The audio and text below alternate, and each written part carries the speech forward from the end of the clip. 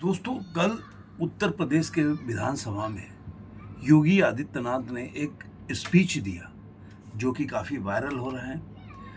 और जिस तरह से उन्होंने विपक्ष का बखिया उधेड़ा, वो आपको सुनना चाहिए। इसीलिए मैं बोलता हूँ कि कल Yogi Adityanath rocks in the Uttar Pradesh विधानसभा। कल जो था उत्तर प्रदेश विधानसभा के शीतकालीन सत्र के चौथे दिन यानी कि अंतिम दिन में मुख्यमंत्री योगी आदित्यनाथ ने विपक्ष के सारे सवालों का जवाब दिया और उन्होंने एक एक करके बताया हर, जैसे कि विकास क्या हुआ, किसानों के लिए उन्होंने क्या काम किया। ये जो नहीं जानता उसको उसको जानना भी चाहिए कि उन्होंने क्या क्या काम किया योगी आदित्यनाथ ने किसान को लेकर, या जो उन्होंने एक एक चीज़ बताया किसानों के बारे में, वो आप लोगों को भी जानना चाहिए कि योगी आदित्यनाथ ने जिस तरह से उत्तर प्रदेश के विधानसभा में जो जो कानून बनाए किसानों के बेहतरी के लिए, उन्होंने कुछ बातें बताई। जैसे कैसे उन्होंने उपजाऊ जमीन और प्रचुर जो जल संसाधन होने के बावजूद भी पहले किसानों को आधुनिक तकनीक और बेहतर बीज नहीं मिलते थे, उस पर उन्होंने बताया। उसके बाद उन्होंने बताया कि जो चौधरी चरण सिंह जी थे, 123वीं जो उनकी जयंती पर विधानसभा भवन के आगे सामने आयोजित कार्यक्रम में विपक्ष की गौर मौजूदगी भी दुर्भाग्यपूर्ण है। मतलब उन्होंने बोला कि जिस तरह से पॉलिटिकली, मतलब आप सोचिए कि जो जो लोग चौधरी चरण सिंह जी को इतना किसान का नेता मानते हैं, और जब उनकी जो 123वीं जयंती मनाई जा रही थी तो वहाँ पे कोई भी विपक्षी दल के लोग नहीं आए, ऐसे बता रहे थे। उन्होंने किसान के ऊपर काफ़ी कुछ बोला। उन्होंने बोला कि जो शाही जी है वो एक मजाक भी कहे कि देखिए कैसे वो जो जो जो सूर्य प्रताप शाही हैं, उन्होंने सीट पार के लिए ज़मीन आवंटन का काम प्रारंभ किया और उनके ज़माने में कैसे जो चावल जो है वो उत्पादन किया गया, जो काले चावल होते हैं वो उस तरह के चावल। तो उस पे उन्होंने बोला कि आप बुलाएंगे तब तो खीर खिलाएंगे आपको। उन्होंने शाही जी को बोला, जब शाही जी खाने के बहुत शौकीन है, मजाक भी किया उन्होंने कि मैं बनारस जा रहा था तो दुकानें बंद होने लगी, तो शाही जी जब पढ़ते थे तो बहुत खाना खाते थे। इस तरह की बातें उन्होंने बोली। उनके समय में चीनी मिलें बिकती थी, ये सब बातें उन्होंने बताया, काफ़ी चीज़ें बताई। उन्होंने बताया कि 22 लाख हेक्टेयर से अधिक भूमि की सिंचाई की सुविधा दी गई है। विपक्ष ने 8% कृषि विकास की दर रखी थी, यह बढ़कर 18% हो गई। उसके बाद उन्होंने बताया कि एमएसपी के साथ साथ डीबीटी के माध्यम से भुगतान करने में आज उत्तर प्रदेश देश के अंदर नंबर 1 स्थान पे है। एक और चीज़ बताया कि जो यूपी के विधानसभा में उन्होंने बताते हुए बताया कि 22 जो है एक्सप्रेसवे बना, जो कि इंडिया में सबसे ज़्यादा इस समय एक्सप्रेसवे अगर देखा जाए तो उत्तर प्रदेश में है। उन्होंने मेट्रो के बारे में बताया, मेट्रो लाइन के बारे में बताया। उन्होंने ये बताया एशिया का सबसे बड़ा जो जेवर एयरपोर्ट बन रहा है, वो पहले उन्होंने बताया कि 4 ही एयरपोर्ट थे पूरे उत्तर प्रदेश में, 2 फंक्शनल थे, 2 मतलब टेम्प्रोरी काम करते थे। आज के टाइम में उन्होंने बताया कि कितने एयरपोर्ट में वृद्धि हुई है, मतलब 5 गुना 6 गुना वृद्धि हो गई है, ये सब बताया उन्होंने। उन्होंने बताया कि देश में 55% गन्ने का उत्पादन हो रहा है। यूपी में इथेनॉल उत्पादन तो केवल 41 करोड़ लीटर था, अब 182 लीटर हो गया है। तो इस तरह से उन्होंने किसान को लिए क्या किया। 16 लाख किसानों के ट्यूबवेल के बिजली माफ़ कर सरकार उनसे पैसा उपलब्ध करा रही है। इस तरह की बातें उन्होंने बहुत चीज़ें बताई, जो एक तरह से यूपी के केवल जो योगी आदित्यनाथ जाने जाते हैं, जो लोग एक उनको ठप्पा लगा दिए हैं कि वो बुलडोजर बाबा है, ऐसा नहीं है। मतलब देखा जाए तो उन्होंने काफ़ी काम किया उत्तर प्रदेश में, चाहे वहाँ के इंफ्रास्ट्रक्चर हो चाहे कोई भी चीज़ हो। उन्होंने 1500 प्रति गाय का भुगतान भी किया जा रहा है। उन्होंने बोला कि वेरिफिकेशन के लिए कि जो अन्नदाता किसान अपने घर में गाय पालते हैं उनके वेरिफिकेशन का 1500 रुपये भुगतान दिया जाता है। तो इस तरह से उन्होंने इंफ्रास्ट्रक्चर से लेके और किसानों के लिए क्या क्या काम किया ये तो बताएंगे, लेकिन सबसे बड़ी बात जो हुआ वो मैं आपको बताने वाला हूँ कि किस तरह से उन्होंने कानून व्यवस्था पर शिवपाल यादव को भी घेरा और उन्होंने बुलडोजर का भी हवाला दिया। उन्होंने, मैं आपको पहले भी बताया, जो कोडीन सिरप है उसके बारे में वो पहले ही बता चुके हैं कि कोडीन सिरप जो है वो जो है उसका प्रोडक्शन जो है उत्तर प्रदेश में नहीं होता है, वो मध्य प्रदेश और हिमाचल में होता है। केवल यहाँ पे होल सेलर हैं, जो भी होल सेलर जो बड़े होल सेलर हैं उनके कैसे समाजवादी पार्टी से कनेक्शन है, कैसे उनके पैसे वहाँ पे ट्रांजैक्शन का रिकॉर्ड्स हैं, किस तरह से उनके बड़े बड़े लीडर के साथ उनके फोटोग्राफ्स हैं, ये सब उन्होंने बताया है उसके बारे में। लेकिन सबसे बड़ी बात उन्होंने जो कहा, जिसके लिए जो वायरल हो रहे हैं, उन्होंने बोला कि समाजवादी पार्टी पर आरोप लगाया कि पूजा पाल को भी आप न्याय नहीं दिला पाए। उन्होंने बोला कि माफिया के सामने झुकना सपा की मजबूरी थी। आप में हिम्मत नहीं थी कि गुंडा और माफियाओं के सामने खड़े होकर एक गरीब बेटी को न्याय दिला सके। क्या वो पीडीए का हिस्सा नहीं था? उन्होंने पूजा पाल का तो जिक्र किया ही कि कैसे आपकी सरकार में राजू पाल जो बसपा के विधायक थे, उनकी हत्या हो गई थी, उसके बावजूद भी आप न्याय दिला पाए। इसके अलावा विजमा यादव का भी उन्होंने जिक्र किया कि उन्होंने बोला कि मैंने बुलाया उनको और उन्होंने वहाँ बोला कि मैं सुरक्षा दूंगा आपके लिए, उसके ये मेरी जिम्मेदारी हुआ।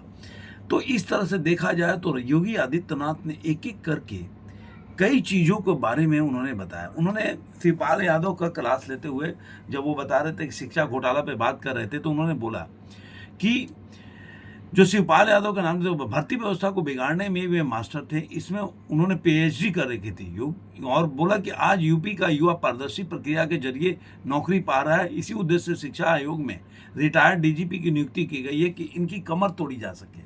ये इन्होंने बोला। उन्होंने बोला कि मैं ये व्यवस्था खत्म करने आया हूँ कि ये जो नकल में जो माफियागिरी चल रही है उसकी कमर तोड़ी जा सके, और इसी के लिए मैंने शपथ लिया हुआ है। मैं कोई भजन यहाँ गाने नहीं आया हूँ, भजन करने नहीं आया हूँ। भजन करने के लिए मेरा मठ ही काफ़ी है, वहाँ पे मैं अच्छा भजन कर लेता हूँ। तो देखा जाए तो योगी आदित्यनाथ ने शिवपाल यादव को डायरेक्टली नाम लिया और नाम लेके बोला। उन्होंने नकल माफिया पर बहुत ही आगे बोलते हुए कहा कि आदत आपने बिगाड़ी थी, जब कोई हेकड़ी दिखाता है तो हम उसकी हेकड़ी ठीक करते हैं। इसका मतलब उन्होंने एकदम क्लियर बोला कि आप लोगों ने पूरे नकल माफिया का सरगना आप लोगों के साथ जोड़ा था, आप लोगों को पोसते रहे, पालते रहे।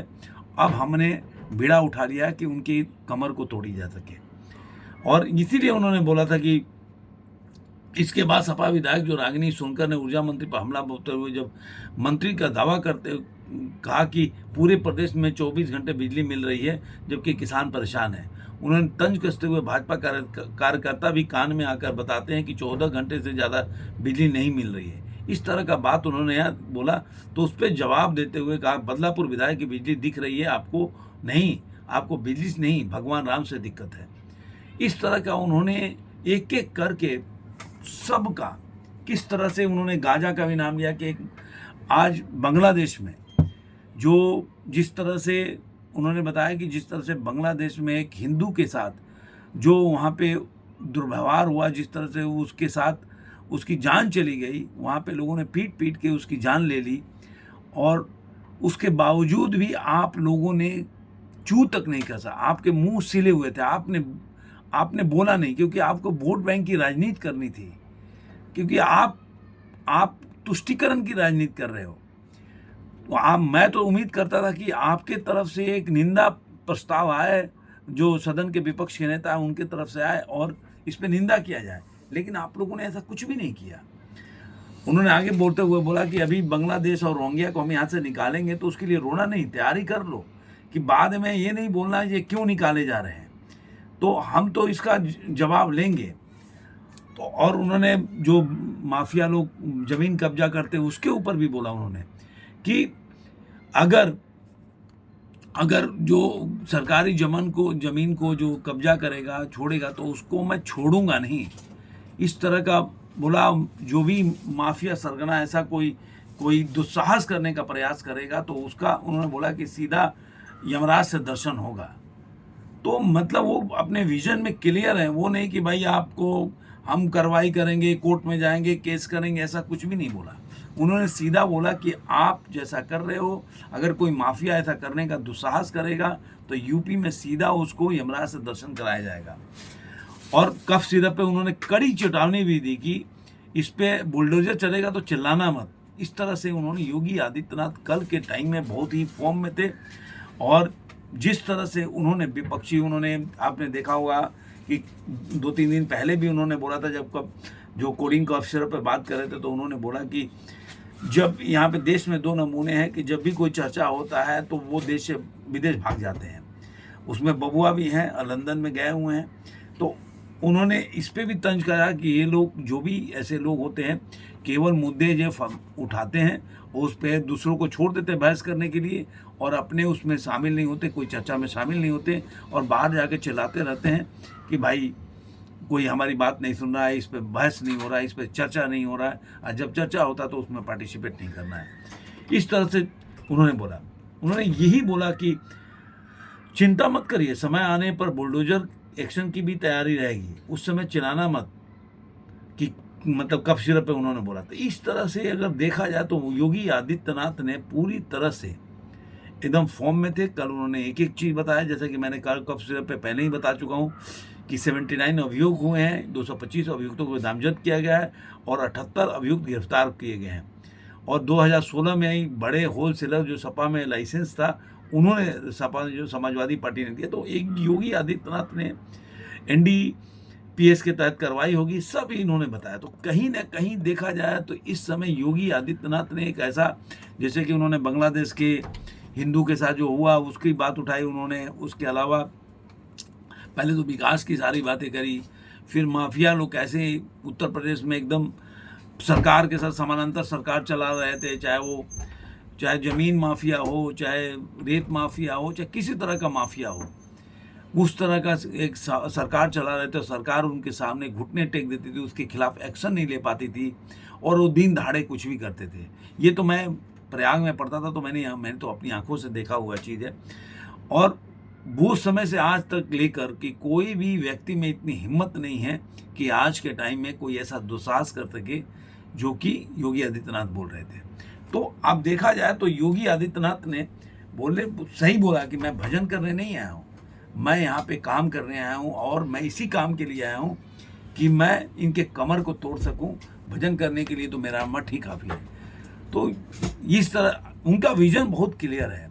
ऐसा नेता जो योगी आदित्यनाथ जिस तरह हैं, उस तरह का उनका बोलने का तरीका, और जो बोलते हैं उसमें कोई आपको ये नहीं लगेगा कि अरे यार ये जो बोल रहे हैं तो करेंगे कि नहीं। जब उन्होंने बोला कि मैं मिट्टी में मिला दूंगा, तो उस जमींदोज हुआ उस बंदे का घर। तो योगी आदित्यनाथ जो बोलते हैं वो करते हैं, और यही कारण है कि जब वो बोल रहे थे तो लोग सुनते हैं और बाद में वायरल भी होता है, क्योंकि लोग शब्दों में से एक्शन ढूंढते हैं कि भाई जो शब्द बोल रहे हैं वो जरूर कोई ना कोई एक्शन होगा। तो कोडीन सिरप में जरूर एक्शन होने वाला है। और जिस तरह से और भी बयान उन्होंने दिया कि जो नकल पे हो रहा है, नकल बहुत बड़ा एक वहाँ माफिया है इसमें, तो उसके ऊपर क्या, ज़मीन जो कब्जा किया हुआ है उसके ऊपर, या SIR के तहत जो रोहिंग्या हो गए हैं या बांग्लादेशी घुसपैठी हैं उनको जिस तरह से निकाला जाएगा, ये 5-6 मुद्दे उन्होंने जिस तरह से उठाए, उस पर आने वाले दिनों में जो जिस तरह से इन्होंने बातें अपनी मतलब विधानसभा के पटल पर रखी, तो ये मानने वाली बात है कि बहुत ज़बरदस्त कार्रवाई होने वाली है। उस समय विपक्षी दल जब रोएंगे तो ये कहने के लिए हो जाएगा कि देखो मैंने बोला था, ये दोबारा रोने के प्रयास कर रहे हैं। तो ये मैं बोलता हूँ कि योगी आदित्यनाथ का कल का दिन जो है, योगी आदित्यनाथ का पूरे मीडिया जगत में छाया रहे, और यही कारण है कि लोग योगी आदित्यनाथ के बहुत बड़ा एक तबका फैन भी है जो उनको PM के रूप में देखना चाहता है। आपको ये वीडियो कैसा लगा जरूर कमेंट में बताइए। फिर मिलेंगे किसी और वीडियो में। आज के लिए।